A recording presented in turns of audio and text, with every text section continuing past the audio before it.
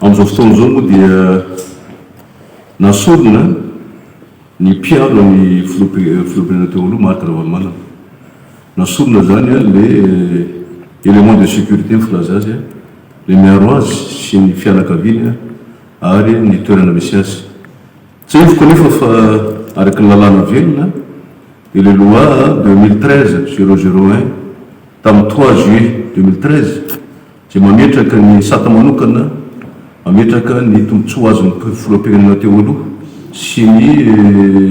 ancien chef d'état zany na filohan'ny mpanjakana teo aloha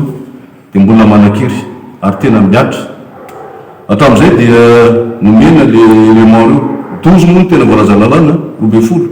nefa tateo reny lasa 7 le izy zay aloha zany dia zavatra tsy mety zay.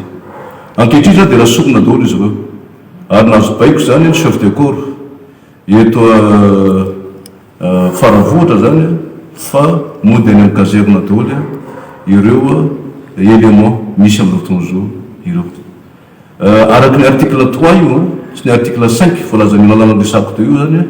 dia tsy maintsy manana an'izay tsy maintsy mametraka izay élément de sécurité zay ho an'ny ancien chef d'état sy ny ancien président de la république ny fanjakana. Ka manontany tena ihany ny tena hoe misarika ny sain'ny fanjakana hoe zay tokoa ve ny tena fandehany satria ny état de droit mantsy fa tsy natandalana zany dia manaja ary mampananja lalàna misy eto amin'ny firenena. Ka ankehitriny moa zany io zavatra misy mampalelo ihany ka tsy fantatra ny antony nahoana inona mahatonga an'izay zavatra izay fa omeko ny maître loi zany mpay lalàna manokana anazavany antsiporiany amin'izay lalàna zay. Zay moa zany ny zavatra misy efa nazavazavainy zay teny teo aloha teo ny zavatra misy fa précision fotsiny zany sisa no entiko mahakasika an'ity raharaha ty. Ny lalàna zany loi numéro 2013-001 relative aux privilèges statutaires des anciens présidents de la République et anciens chefs d'État dia mazava tsara zany ny voalazan'io lalàna io ao amin'ny andininy fahadimy dia miresaka toy izao zany vakiko amin'ny teny frantsay le izy hoe il est attribué aux anciens présidents de la République et aux anciens chefs d'État un détachement de 12 éléments de sécurité permanents dont la mission consiste à assurer leur sécurité et leur protection ainsi que celle de leur famille et de leur résidence. Les fonctionnements et les modalités de mise en œuvre de ce détachement de sécurité sont fixés par décret. Mais ça va zany voalazan'io lalàna io fa ancien président de la République ny président teo aloha Marc Ravalomanana dia manana zozana izy mahazo an'ireo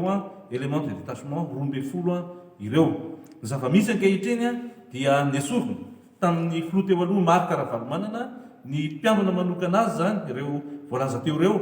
dia te anontany tena izay inona ny anton'izany le hevitra ao ambadika izay mihitsy sy ny anton'izany satria raha jerena amin'ny atsipriany ty lalàna ty dia tsy feno ny fepetra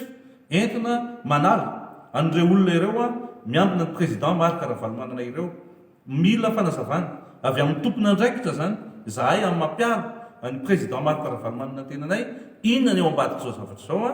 dia everina hoe zay hoe fanapa-kevitra tokony isa eto amin'ity firenena ity raha milaza ombiany isika fa firenena tan-dalàna ity firenena ity ny zo fototra zay ananany président Ravalomanana ny zony amin'ny ancien président azy izao alàna amin'izao ka everinay fa miteraka favoazana lehibe ho an'ny président teo aloha Marc Ravalomanana izao zavatra mitranga izao.